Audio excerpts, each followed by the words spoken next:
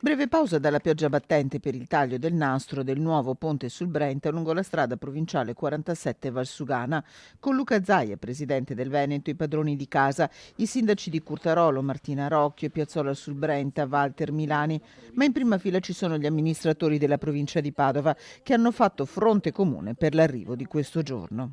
Io ho solo la fortuna di dire, oh che bello, finalmente un'opera è stata fatta velocemente, senza incitare, senza... bravi.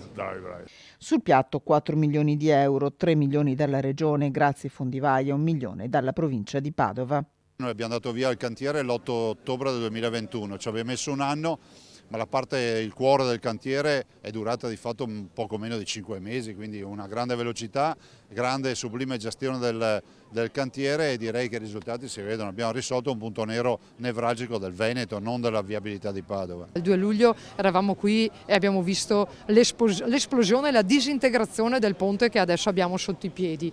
Il 3 dicembre siamo qui che lo inauguriamo, questa è l'efficienza e il modello del Veneto.